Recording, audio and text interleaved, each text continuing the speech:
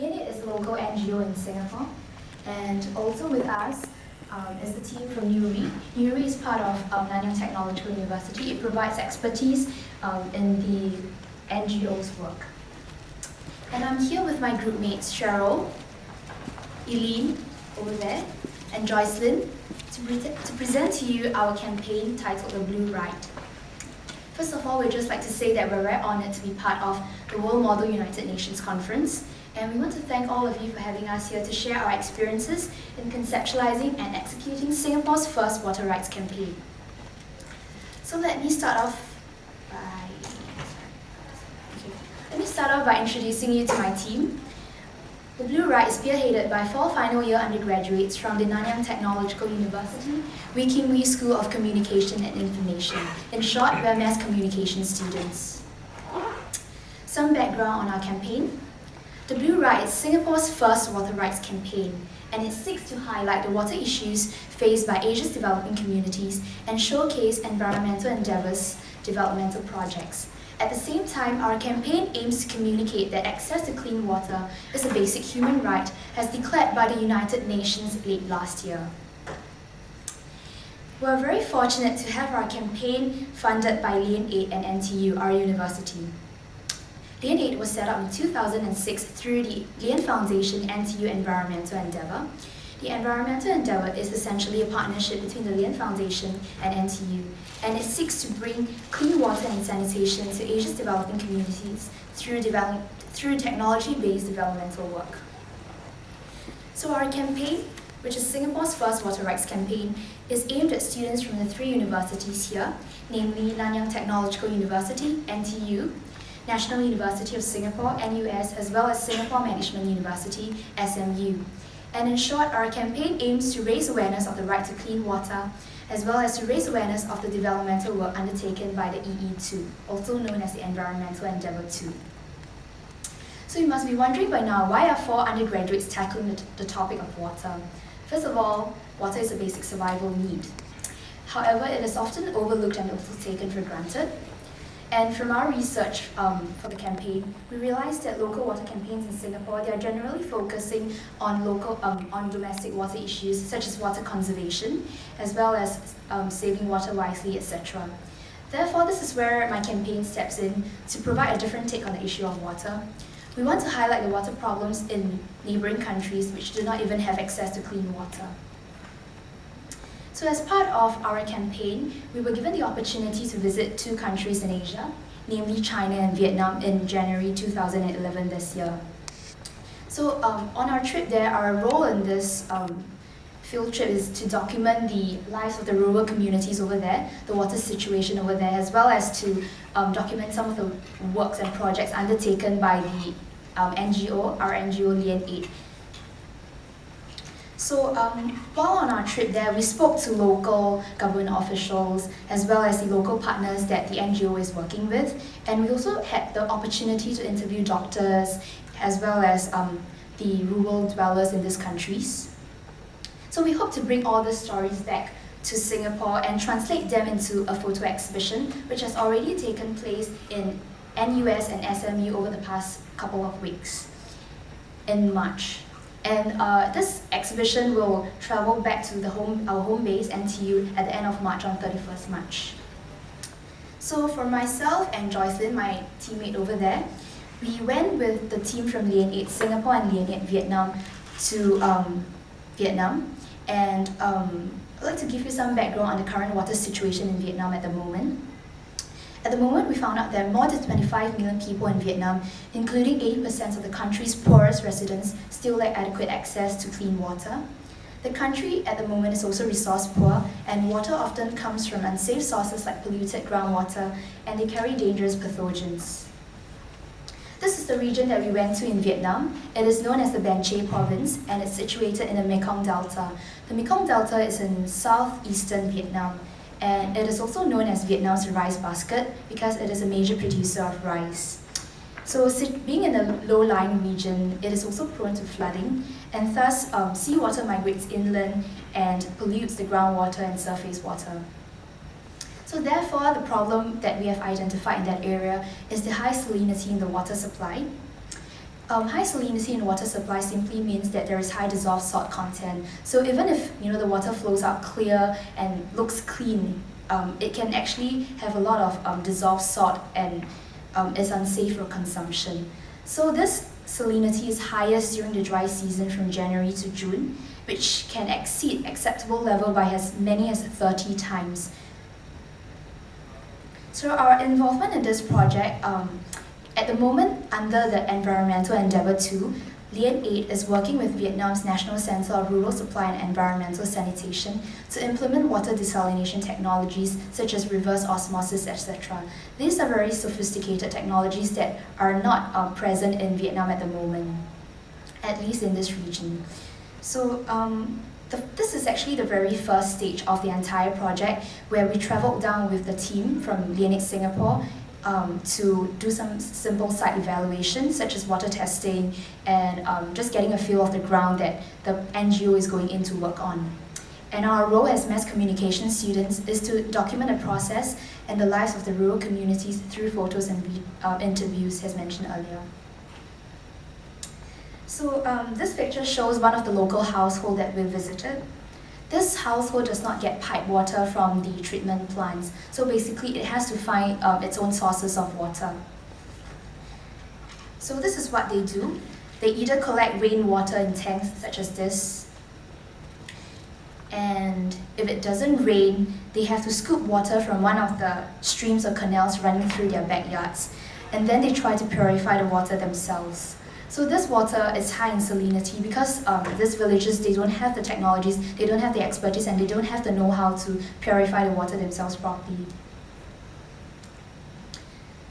So the repercussions of using water high in salinity are as such. First and foremost, it affects the daily lives of the villagers over there. Many of the villagers in the Mekong Delta regions, they are farmers, so they depend on agriculture for their livelihood. So when they use saline water to irrigate their fields, it can affect their crops, their harvest, and the crops do not grow properly because you don't use clean water to irrigate the fields. And as a result, they have to find ways to cope with this shortage to clean water. They either buy expensive mineral water from nearby provinces, which some of them, because they have low annual incomes, they cannot afford, or they have to collect rainwater. And if it doesn't rain, then they're in trouble. And in the long run, when consumed, saline water can have long-term health repercussions such as kidney failure, kidney problems, etc. So this picture shows the Duen Hai District Hospital in Tra Vinh Province. This is one of the poorest provinces in the Mekong Delta. According to the local doctors in this hospital, it has seen an increase in kidney dialysis patients year on year. And the suspected cause of this problem is actually the water supply and water quality. The surface water over there is very high in salinity, and because these villages are poor, they do not have the funds to buy expensive mineral water for their consumption. So as you can see, the hospital has very basic facilities.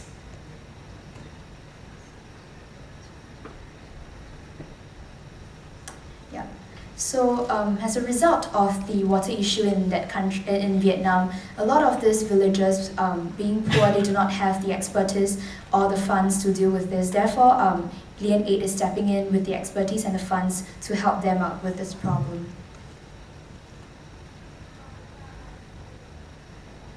Okay, and now I'll pass the time on to Cheryl, my groupmate, to talk about her trip to Yunnan, China. Cheryl. Okay, thank you, Tian, for sharing about your Vietnam experiences.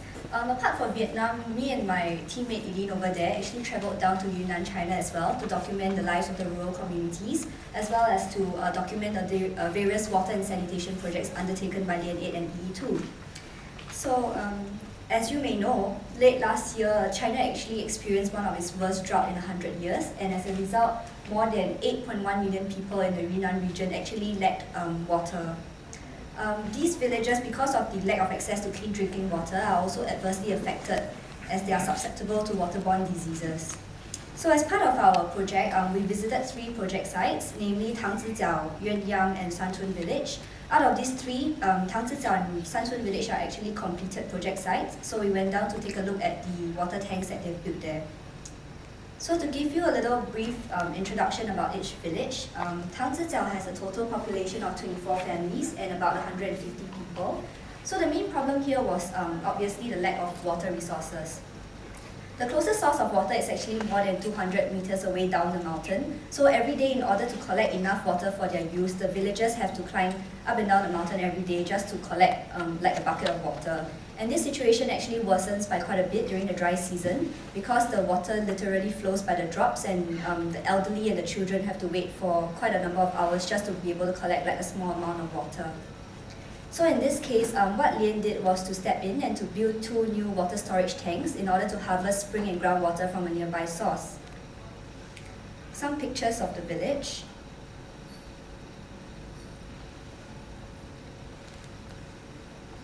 These are actually local produce from the villagers. These are what you see here are pumpkins. So what the villagers do is to scrape up the pumpkin seeds for sale, and then they will actually cook the rest of it and feed it to their livestock.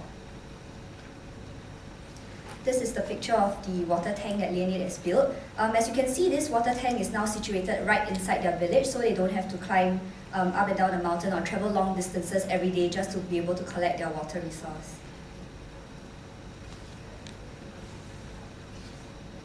Some pictures of the village kids.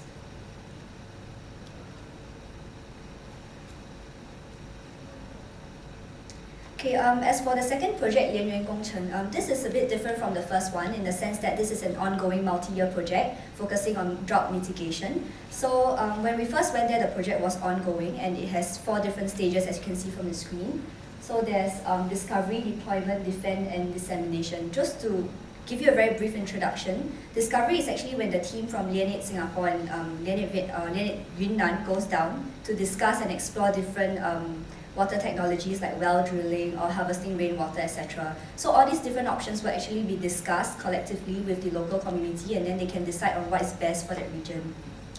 Deployment is actually also activating the local villagers, the population, to get them to play a part in the construction of these new water technologies. Defend is, for example, building tree planting exercises around that region in order to defend the water resources. And dissemination is the last part of the project, where they actually send local health community workers as well as trained doctors to go down and conduct health and hygiene workshops. So this is actually one of the World Heritage UNESCO sites as declared by the state. A picture of a group of housewives washing their vegetables and food at a common water source.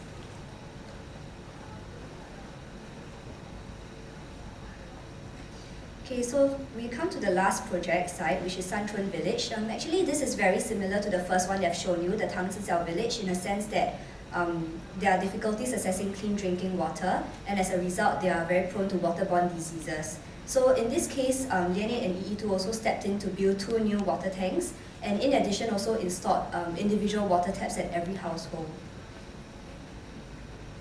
In addition, we also went down to the primary school to conduct interviews with the local villagers to ask them about, how are your lives like before and after these water technologies were brought into the village. And also, we interviewed the local medical doctors as well as the team of health workers to ask them about the obstacles that they face, talking to the villagers and getting them to participate in these workshops. So, a picture of us hard at work. Kids.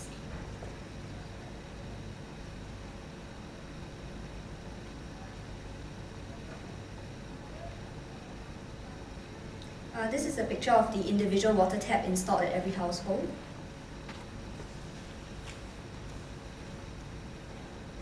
Okay, so you might be wondering, what comes out of all these expeditions and what happens after we are back in Singapore. So essentially, like what Xing Yan mentioned, all these documentation in the form of photos and videos and interviews will actually be compiled into a photography exhibition. And so far, we have brought this exhibition to NUS and SMU, and we'll be ending off with one last exhibition at NTU. So apart from the exhibition, the NTU finale event will also include this Singapore's record-breaking giant mosaic painting. Essentially, we are trying to fill 15,000 cups with coloured water to form a giant message. And this mosaic will actually make use of recycled water such as laundry water, and a portion of it will actually be rainwater. So with that, I conclude our presentation. Thank you for your time and patience. And for now, I will pass the time to Flaminia from Lian 8 to tell you more about Lian 8.